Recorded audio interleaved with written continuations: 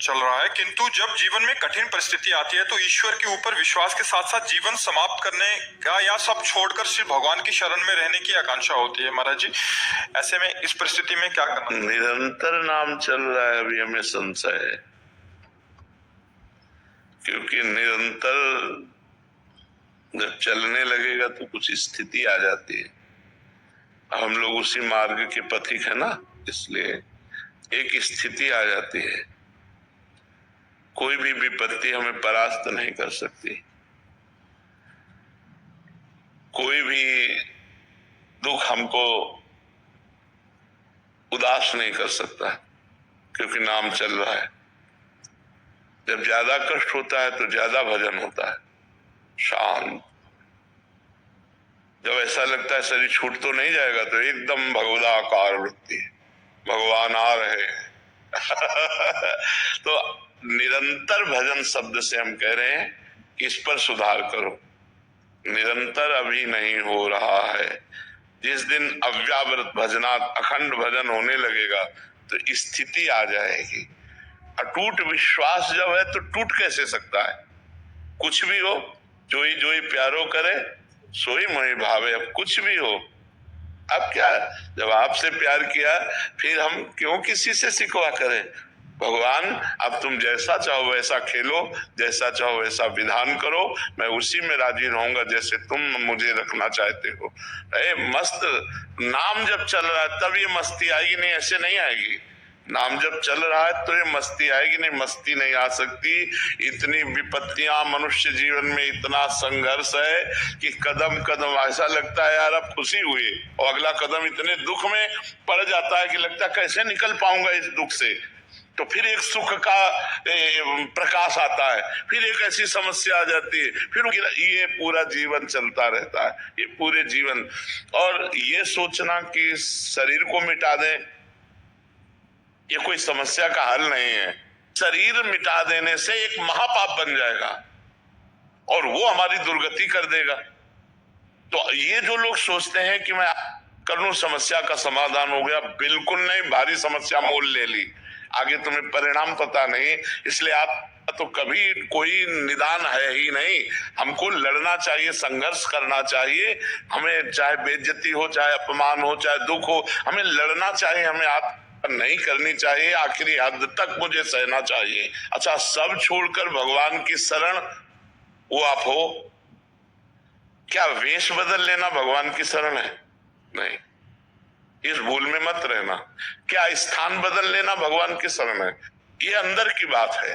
अंदर से भगवान की शरण में हो तो आप महात्मा हो, और बाहर से आप महात्मा का वेश है, और अंदर से रुपया चाहिए, भोजन चाहिए, नाना प्रकार के सांसारिक सुख चाहिए, तो आप विषयी पुरुष हो, आप महात्मा नहीं हो। और आप पैंट शर्ट में हो, मेहनत से कमाते हो, धर्म से चलते हो, नाम जप करते हो और भगवान का चिंतन कर बढ़िया हो, आप बढ़िया हो।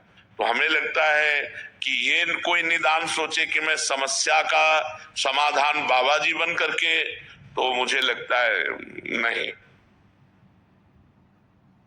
अपना घर हमेशा होता है खास, इसलिए कभी भी मजबूती के साथ समझौता न करें। तो मुझे लगता है नहीं। ऐसी ऐसी समस्याएं हैं जिनका केवल निदान भगवान है, दूसरा कोई निदान नहीं। सोचो, साल 2 साल 4 साल 5 साल आप बोल दो कि आप ब्रह्मचर्य से रहो, कोई मनोरंजन नहीं करोगे, आप ये खाओगे, आप ऐसे रहोगे, तो एक एक दिन हम काट सकते हैं कि यार 4.5 साल रह गए, अब 4 साल रह गए, 5 साल। पूरी जिंदगी मनोरंजन नहीं कर सकते, पूरी जिंदगी कोई रिश्ता नहीं है, पूरी जिंदगी में किसी भी तरह का कोई सुख नहीं है सांसारिक। आप जरा थोड़ा विचार करके डालिए आप इस बात पर। आप विचार करो, क्या साधु का जीवन है? क्या साधु का जीवन? ना कोई मनोरंजन, ना कोई व्यवहार, ना कोई रिश्ता, ना कोई संबंध। साधु का जीवन ऐसा जीवन नहीं है। बहुत खतरनाक जीवन, बहुत खतरनाक जीवन। ये न सोचो कि बहुत आनंद में जीवन कटता है, बहुत कष्ट में जीवन कटता है सच्ची साधुता के लिए। और जो निकल गया सो मुक्त हो गया, और नहीं फिसल गया तो फिर आओ नया जन्म, फिर साधना करो, फिर भजन करो। इसलिए कोई समस्या से भागे कि मैं समस्या का निदान साधु बन के पालूंगा, तो भूल मत करना बड़ी समस्या है। मतलब ये कोई न सोचे कि संत बनना सहज है, बिल्कुल नहीं, बिल्कुल नहीं। बाबा जी बनने का मतलब मर गए, अब मर के हम चल रहे हैं। जीवित मर जाए उलट आप में समाए यही दिलगिरी है। मरा हुआ पुरुष महात्मा होता है, जिसका मन मरा, जिसकी इंद्रियां मरी, जिसकी कुछ नहीं चाहिए, जाहि न चाहिए कबहु कछु तुम संसहज सने। तो ये दोनों बातें आप कर लेना या समस्या में फंसकर बाबा जी बन जाना, ये दोनों बातें समाधान नहीं है। समस्या से लड़ना समाधान है, और वो आप तभी लड़ सकते हैं जब आपका भगवान का भरोसा दृढ़ होगा और नाम जप करोगे तो कोई न कोई रास्ता भगवान ऐसा निकाल देंगे जिससे आप समस्या से बच जाएंगे। नहीं तो समस्याएं पीस डालती है, अंदर ही अंदर खोखला कर देती है, आदमी चिंतन से परेशान हो जाता है, और जब परेशान हो जाता है तो उसे एक ही रास्ता नजर आता है, और वो रास्ता है नहीं, वो और परेशानी पैदा कर देगा अगले जन्म में जा करके। इसलिए नाम जप करो और सहन करो और लड़ना सीखो। हमको विपत्ति, दुख, संघर्ष करना पड़ेगा, हमको लड़ना पड़ेगा, इनसे विजय प्राप्त करना पड़ेगा। हार जाऊं तो भी लड़ना पड़ेगा, हमारे पास कोई रास्ता नहीं है। हमको इन दुख और विपत्तियों से लड़कर पार होना ही है। कुमार जी, हमें लगता है कि कोई ऐसा साधन मिल जाए जिससे तुरंत झट से हमारे दुख दूर हो जाएं। अवश्य में भोक्तव्यम कृतम कर्म शुभाशुभम। अपने कर्म को जीव को भोगना होगा। ये जब भगवान कह रहे हैं तो और की हम बात कैसे माने। भगवान कह रहे ना, अवश्य में भोक्तव्यम कृतम कर्म शुभाशुभम, भोग भोगना होगा। ये सब इधर से जंतुर बनाने से और राख लेने से और कलावा बनाने से तुम्हारे प्रारब्ध नहीं नष्ट हो जाएंगे।